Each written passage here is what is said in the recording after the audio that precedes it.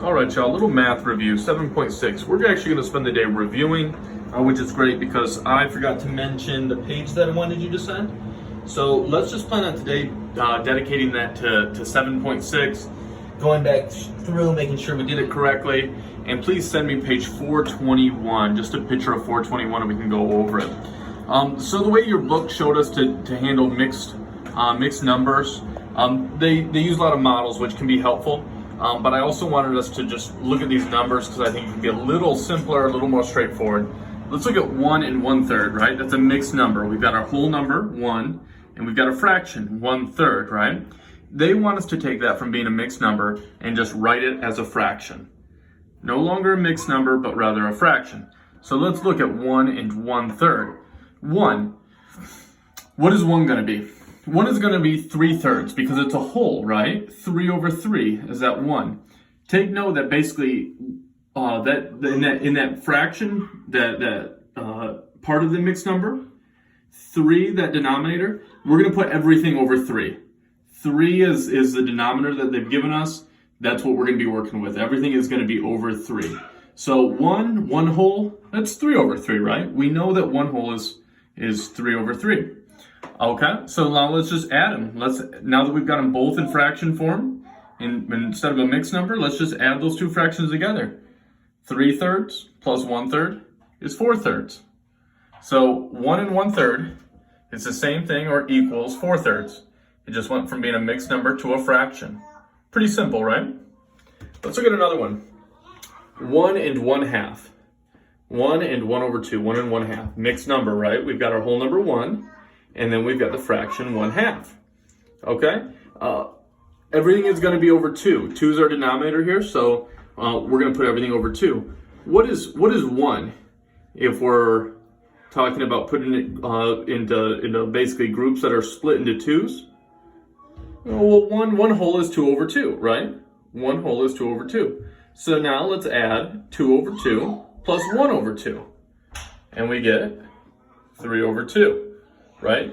1 and 1/2 equals 3 over 2. We changed it from a mixed number to a fraction. See how we did that? 1, we changed it to 2 over 2. We added it together with 1 over 2, and we got 3 over 2. Let's keep practicing. 2 and 2/6. 2 and 2/6. Okay, everything is going to be over 6, right? So what is 2? This whole number 2? How are we going to write that if we're going to write it over 6 with 6 as a denominator, right? Well, 1 would be 6 over 6. So 2 would be 12 over 6, right? 2 would be 12 over 6. So now let's just add 12 over 6, which is another way of saying 2, with 2 over 6. Let's add our numerators together. 14 over 6, right? 2 and 2/6 is a mixed number.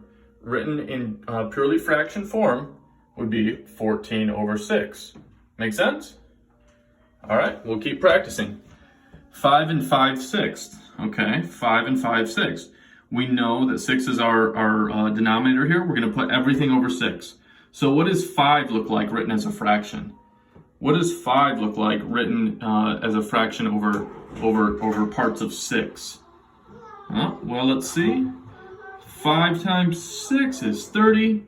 So 5 written as a fraction is going to be 30 over 6, right? How many times does 6 go into 30? 5 times. So if we want to express 5 as a fraction with 6 as our denominator, or divide it up into 6 parts, we've got 30 over 6. So let's just add that with the other half of the mixed number, the fraction. 30 over 6 plus 5 over 6 equals 35 over 6. 30 over 6 plus 5 over 6 equals 35 over 6. 5 and 5/6 is the same exact thing as 35 over 6. Just took it from a mixed number to a fraction. Little more practice. 3 and 1/8. 3 and 1/8. Okay, so notice we're going to have 8 in our denominator. We're going to be putting all these numbers over 8. What does 3 look like? How would we write 3 as a fraction? How would we write 3 as a fraction?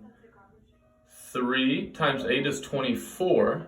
So 3 is 24 over 8. 24 over 8. And now we're going to add that with our 1/8. is 25 over 8. So 3 and 1/8 equals 25 over 8, 25 eighths. Make sense? All right, last one. We'll go back to a simple one.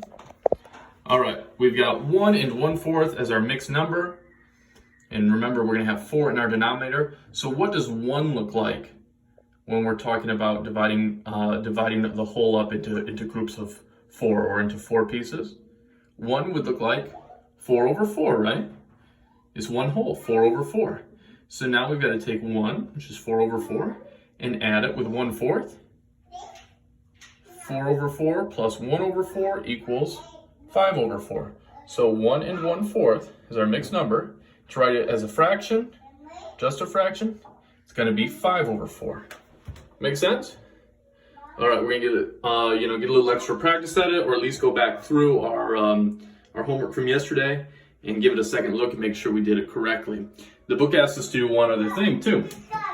They ask us to take fractions and turn them into mixed numbers. So we've got to take the fraction and then turn it back into a number that has a whole number and a fraction next to it, like 1 and 1/3, or 1 and 1/2, or 2 and 2/6. Those are all mixed numbers, right?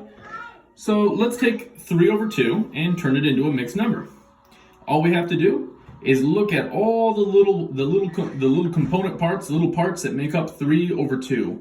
So how many unit fractions are we going to have in 3 over 2? Let's just break it down. 3 over 2 looks like this. 1 over 2 plus 1 over 2 plus 1 over 2 equals 3 over 2, right? But here's what we're going to do. We're going to, every time that we find basically a whole, we're going to box it in. And now we know we've got a whole. So when we look at 3 over 2, let's add 1 over 2 plus 1 over 2 is what? 2 over 2. Hey, that's a whole. That's 1. Let's box it in. Okay? So now we know we've got 1. I'll mark right here. We know we've got 1, and we still have a half over here. So nothing to add that with. We have it should be 1 1/2. Excuse me, I wrote that wrong. 1 1/2.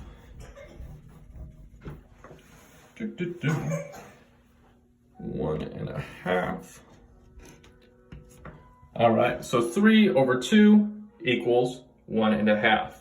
If we, like I said, we kind of looked at all the little unit fractions that make up 3 over 2. We can easily see that our first whole group is 1 over 2 plus 1 over 2. Half plus half equals 1 whole. We still have a half left over, so we have 1 1/2. Let's practice this again. We've got 6 over 4. Let's look at all the unit fractions that make up 6 over 4, right? We're going to add 1/4. Hey, what you doing, boy? Get out of here. All right, he loves math, apparently. All right, he's erasing my board with his bag. All right, they're hauling that delinquent off. Get him out of here. All right, back to the math. There's a little comic relief for you. All right, we've got the fraction 6 over 4. 6 over 4. Let's look at all the unit fractions that would go into it. We know we're going to add 1 over 4 6 times, right? 1 over 4 plus 1 over 4 plus 1 over 4 plus 1 over 4 plus 1 over 4 plus 1 over 4 equals 6 over 4, right? Okay, when do we encounter our first whole? When we got 1/4 plus 1/4 plus 1/4 plus 1/4. Hey, that's 4 over 4. That's 1. That's a whole. Okay, so we can box that in.